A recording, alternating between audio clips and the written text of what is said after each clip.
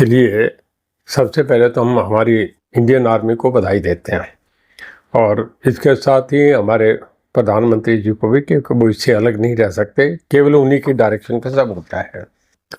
मैं देख रहा था कि जिस दिन ये घटना हुई हमारे प्राइम मिनिस्टर सऊदी अरबिया में थे, रात का खाना कैंसिल करा, दिल्ली आके रात को मीटिंग करी एयरपोर्ट पे और अमित शाह जी वहाँ चले गए। तो ये लग रहा था कि एक्शन होगा, ज़बरदस्त होगा, कैलकुलेटेड था। और जो आर्मी ने करा, हमारा कोई भी वहाँ मतलब सब हम अपना कोई क्षति नहीं हो हमारी ये करके सफल जो ऑपरेशन हुआ उसके लिए जो जवान है उनको वाकई बधाई की बात है।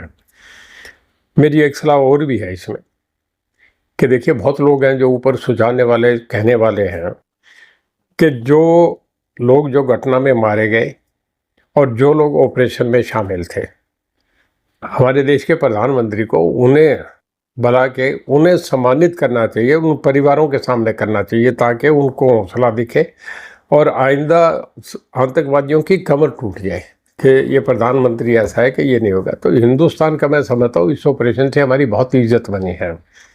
जैसे हम देखते हैं इंटरनेशनल न्यूज़, मैं रोज़ देखता हूँ कि क्या दुनिया की खबर सब चैनल्स पे आती है, तो 5 मिनट में इंटरनेशनल। मैं समझता हूँ आज हिंदुस्तान छाया हुआ है सब जगह, कोई यूक्रेन को नहीं देख रहा, कोई गाज़ा को नहीं देख रहा।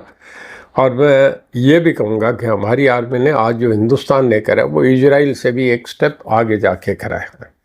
ये होना चाहिए कि दुश्मन को देखना चाहिए कि आइंदा कोई आतंकवादी इस तरीके की ज़रूरत ना करे।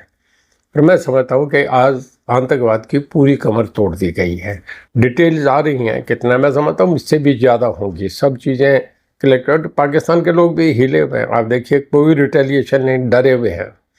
और मैं समझता हूँ कि शायद आपस में वो एक दूसरे को बधाई दे रहे हो कि ठीक हो गया, ये मारे गए, वार टल गई, नहीं तो वो डरे हुए थे कि कहीं वार बढ़ गई। तो हालांकि दोनों के हित में नहीं है, पर वर्ल्ड ओपिनियन आपके साथ था।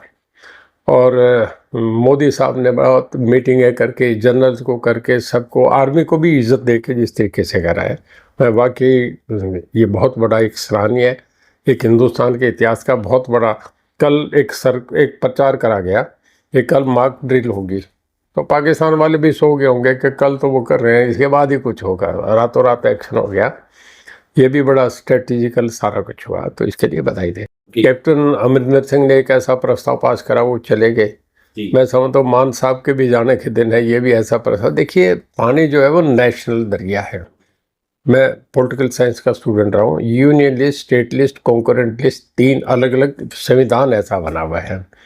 ये सब्जेक्ट यूनियन है, भारत का जो जल मंत्रालय वो तय करता है। उन्होंने पानी को डिस्ट्रीब्यूट करा है, SYL भी उन्हीं के कहने से होती है। सुप्रीम कोर्ट का भी फैसला है, पानी आपका रोक ही नहीं सकते।